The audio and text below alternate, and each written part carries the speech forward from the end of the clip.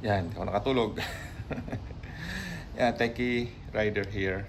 Ito na po yung final setup ng ating motor for the North Luzon leg ng Philippine Loop Adventure Tour. So, I made some changes kahapon after doing some quick test rides. So, ipakita ko na po sa inyo. Unang-una, inalis ko muna yung jerrycan dito dahil nag-leak doon sa may spout side niya. So, nasira yung gasket. So, I think I don't need it at the moment. So, ang ginawa ko is ito. Meron akong dalawang fuel can na almost a liter ito. 750 siya pero alas pinuno ko dito. Yan. So that adds about ilan? Mga 30 or so kilometers. So, kahit umilaw yung fuel doon, gauge okay pa siya. Yan. They have pang emergency backup. So, simulan natin dito sa likod. So, meron akong top box na 45 liters. Tapos, naglagay ako dito ng extra bag. So, para to sa mga madudumi. Para hindi mo ibalik doon sa bag kasi mangangamoy siya, di ba? Yung mga soiled clothes. Then, dito sa loob na to, dito kalalagay yung mga sensitive na gadgets. Yan, yung camera, yung laptop, yung iPad. Yan, dito siya. Tapos, nagad ko ng another extra layer para pag sakali umulan. Yan, waterproof yan. Tapos, ito yung saddle bag. Yan. So, meron siyang pannier bracket. So, ito yung bag. So, itong bag na to, ano siya, waterproof din to. Let's get it open. Ito na lang. Sa isang side. So, sa loob nito, meron siyang extra na layer. Extra sheet sa loob. Exit waterproof, so walang problema kahit umulan. So, sabi 20 liters pero I think kaya to mag-expand hanggang 30 liters.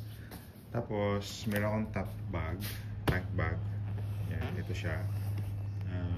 Medyo malaki ito. Ito almost maybe bigger than this one. So, dito yung mga cellphone. Waterproof din to. May extra layer din yan inside. Madali siyang alisin, ito lang. So, naka-anchor siya dito. Tapos, andito yung aking emergency kit. Ito yung pinakita ko na dating yellow. Ngayon ay pinaris ko na siya dito sa kabila. So, yan. Kahapon, tinry ko, naglagay ako dito ng saddle base, which is nandito.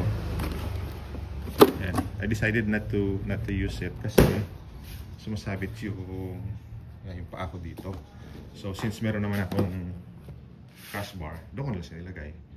Yan, dito siya dalawa. So, meron siyang, naglagay din ako ng water bottle rock, lagayan, holder.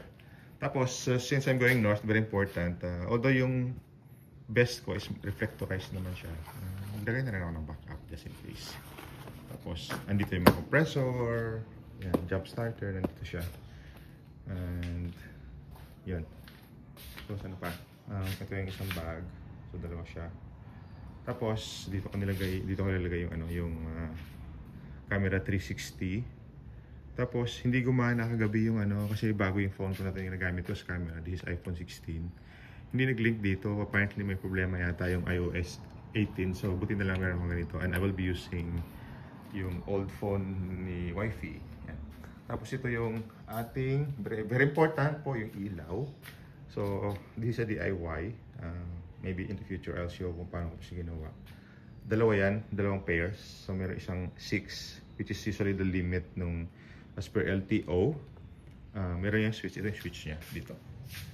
So, itong sa right side, sa baba.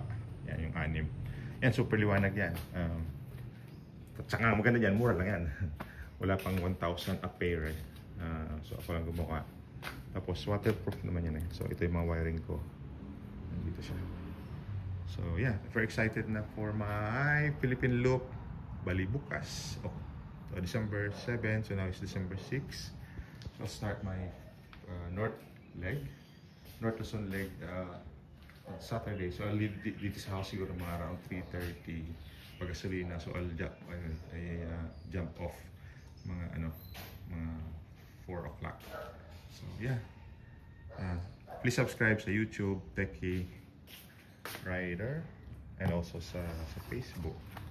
Yan. Thank you guys. And dagdag ko lang, ito yung siyempre yung vest ng Philippine Loop Adventure Tour.